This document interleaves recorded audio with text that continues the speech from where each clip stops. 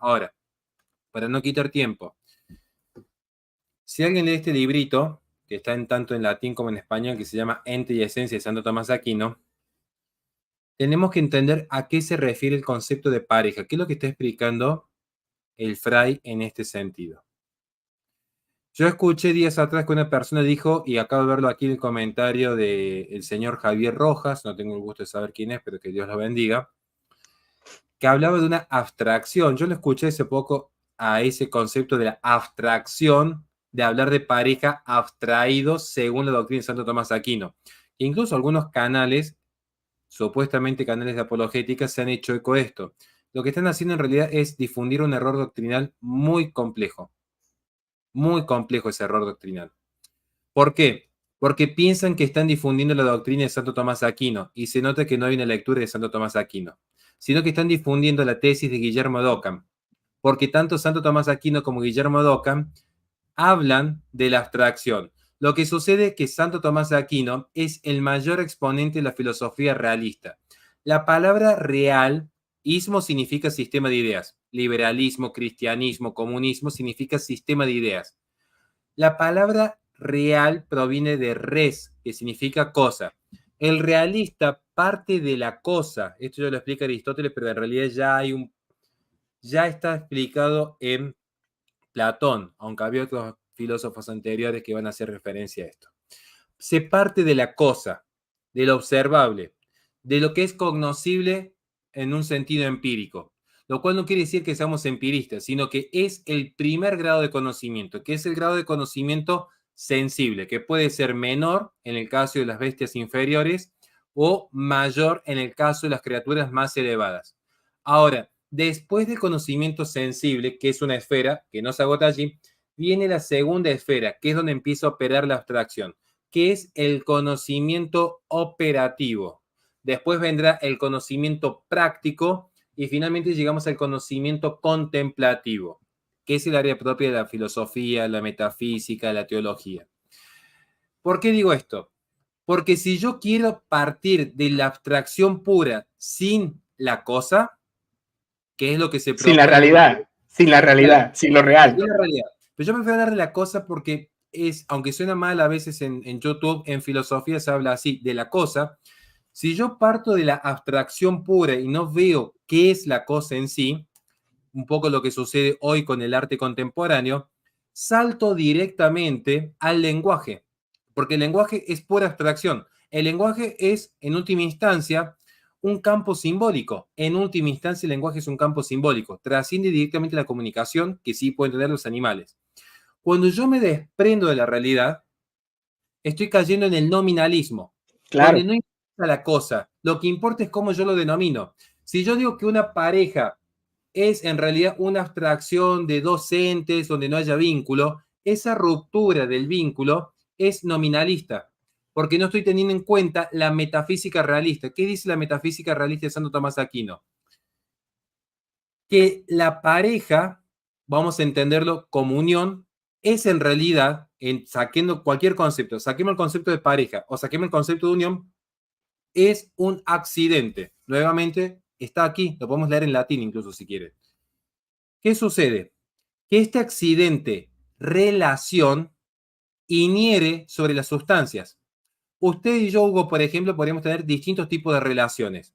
Desde una relación irregular, que no hace falta ni siquiera que sea una relación homosexual.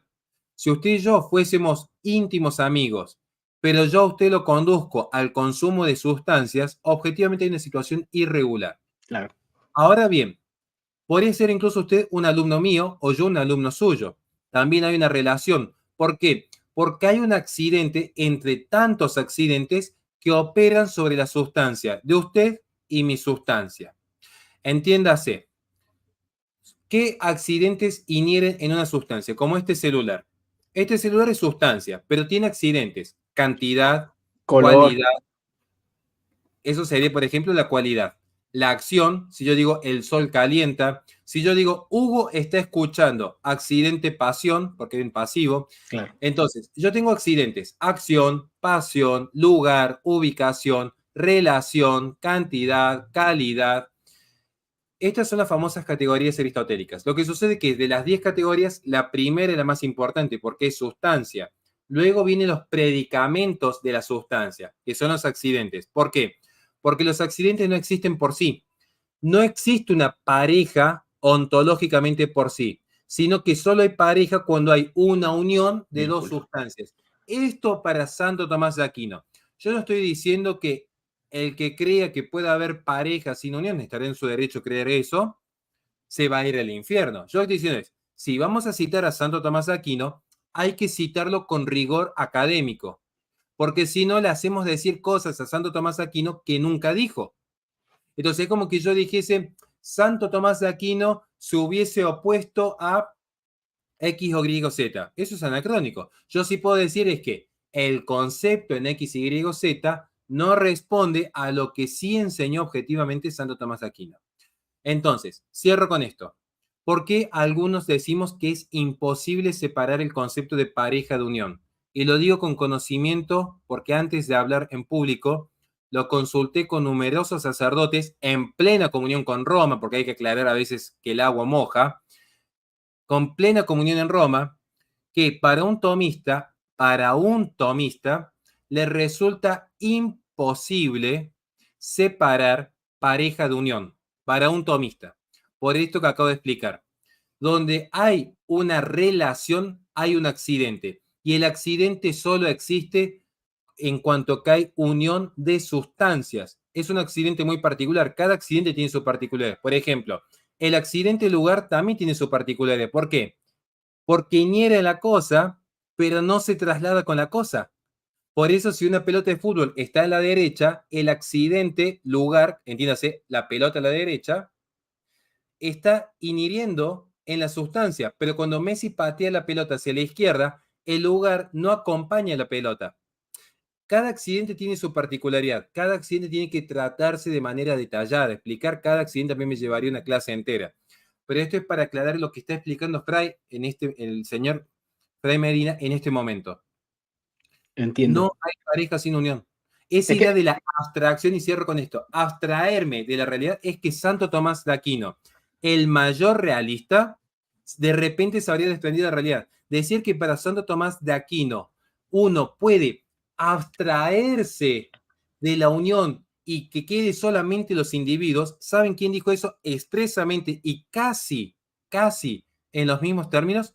Guillermo d'Occam. Porque Guillermo d'Occam dijo, solamente existen entes individuales y todo lo que es la metafísica en realidad es un ejercicio de lenguaje, son palabras. Entonces, para Guillermo d'Occam, bendecir a una pareja, de hecho, estaría bien, porque él dice, no, necesariamente la bendición recae sobre las personas, porque no existe la metafísica de la unión. Porque hablar de metafísica para Guillermo d'Occam era limitar a Dios. Como él no quería limitar a Dios, porque es voluntad absoluta de Guillermo d'Occam, que va a desencadenar en la evolución filosófica en Schopenhauer y luego en Nietzsche, para Guillermo d'Occam, el nominalista que va a abastecer el postestructuralismo luego, uno sí puede abstraerse de la realidad. Para Guillermo d'Occam no sería impensable que aun cuando uno tenga un cuerpo biológico de varón, yo pueda abstraerme y decir soy mujer, porque la abstracción no va a depender de la realidad, sino de las palabras, y las palabras no están conectadas a la realidad. Por eso es nominalista, porque se basa la filosofía en la denominación, el ejercicio lógico del hombre en cuanto juicio, en cuanto lenguaje y no en cuanto realidad. Por eso el mayor enemigo del realismo, además del inmanentismo, es el nominalismo. Exactamente. Claro, es que ese era lo que más o menos, bueno, ya me lo habían explicado y lo había hablado con sacerdote, que si uno ve la explicación de que plantea el cardenal Fernández, cuando coloca en paréntesis que no es unión, entonces el término pareja lo contradice, porque el término pareja contiene esos tres elementos, las dos personas y la unión, la relación o lo que los vincule, bien sea una amistad o bien sea en este caso una relación sentimental. Entonces, si el término pareja no tiene una realidad y solamente nos quedamos con el término como si no existiera dicha realidad, sería nominalismo puro. Y es allí donde yo claramente veo que una contradicción con lo que han explicado los tomistas concerniente al término pareja. Entonces, si quisieran buscar una exactitud o quisieran aplicar esa explicación que está extra del documento, fuera del documento, el término más exacto, por así decirlo, es el argumento que yo he escuchado, sería directamente personas, porque si lo que estás queriendo decir es que no se bendice la pareja, en cuanto unión, ¿no? Si lo que quieres decir es la explicación, no utilices el término pareja, utilice el término persona. Exactamente. Y acá para terminar, y para no te quiero quitar tiempo, una pequeña, no voy a decir ni siquiera corrección fraterna porque no soy quien para corregir, una pequeña aclaración. Porque Javier Rojas dice la premisa de el profesor, primero que se escribe del. Escribir de él es un error de redacción, pero no importa. Es que una pareja es dos personas. Según la RAE dice que no es la única acepción. Bueno, ¿qué sucede? Yo le digo algo. Cuando uno entra en un debate, cuidado con cómo se argumenta. Porque si mi argumento va a ser apelar a la autoridad de la RAE, que está bien, es una forma de apelar a la autoridad, no digo que sea una falacia de la autoridad. No es una falacia, es un argumento. Como mi argumento es ampararme en Santo Tomás de Aquino. Está bien, ya es respetable. Él me va a decir que, a ver, ¿qué sería una pareja para la RAE? Me va a decir, bueno, igual o semejante, liso, llano, conjunto de dos personas, animales o cosas que tienen entre sí alguna correlación o semejanza. ¿Qué es la correlación si no es una relación conjunta? Relación el vínculo. Luego dice, cada una de las personas, animales o cosas que forman una pareja, considerada en relación con la otra. Quinta concepción, persona que acompaña a otra en una actividad. Ese acompañamiento es el accidente de relación. Muchas veces la gente piensa en relación solamente en relación, por ejemplo, íntima. En realidad, cualquier cosa que relaciona, de allí la palabra religión, del religarse, de religar, que liga a otro, no necesariamente tiene que ser una relación de años de amistad.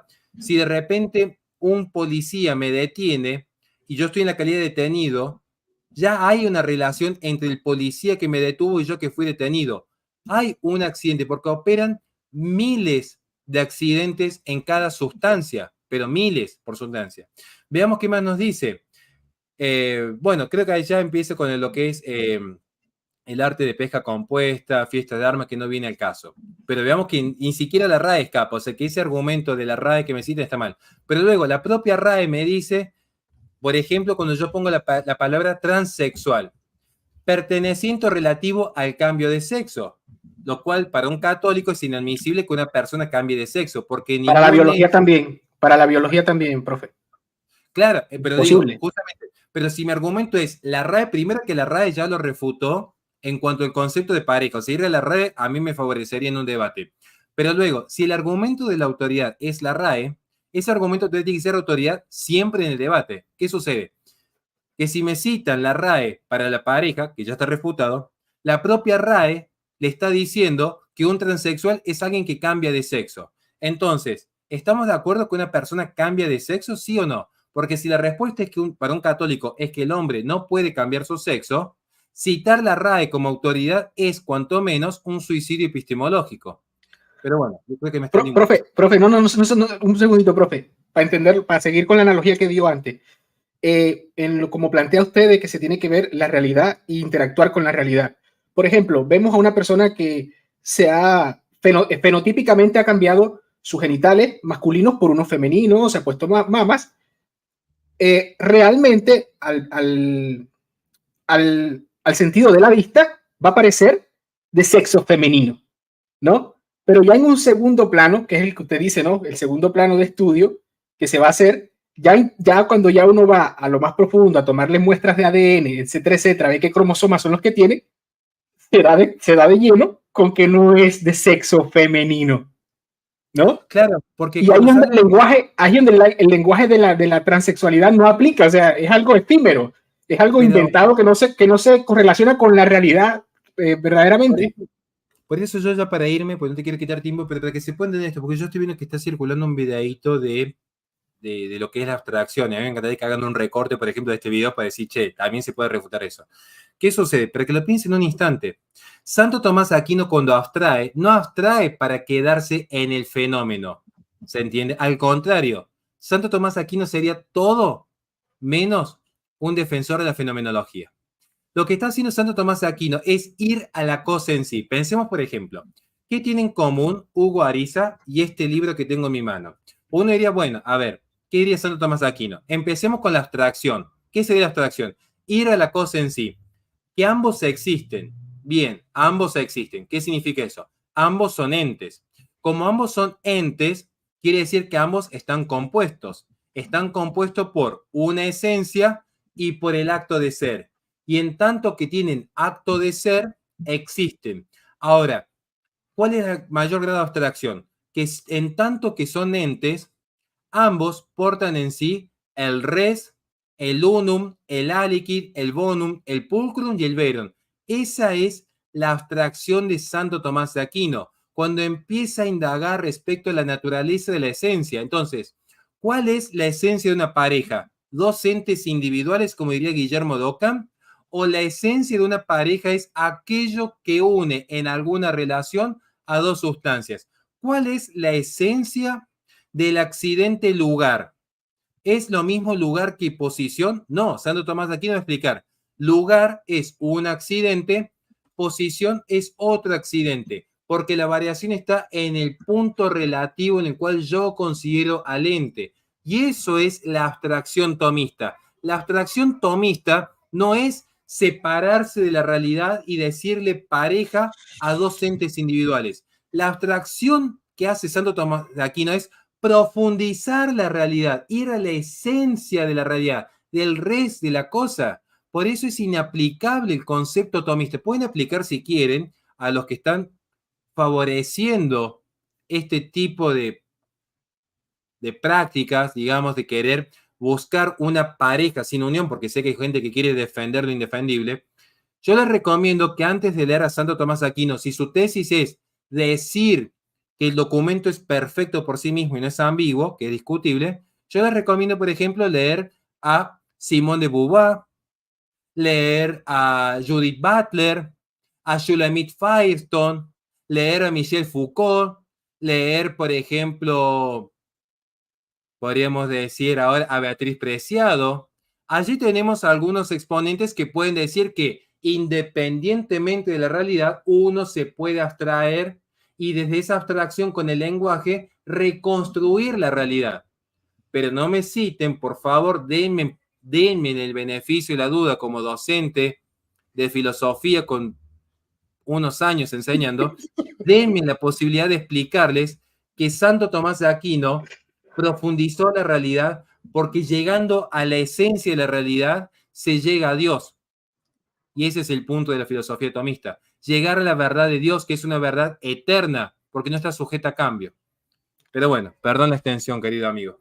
Tranquilo, profe. Contundente, clase gratis, bienvenida, ¿no? O sea, espectacular. Creo que, bueno, no sé, quien quiera contraargumentar. Está de sacar a alguien que voy a ver si saco este pedazo de video y lo recorto, porque está fenomenal.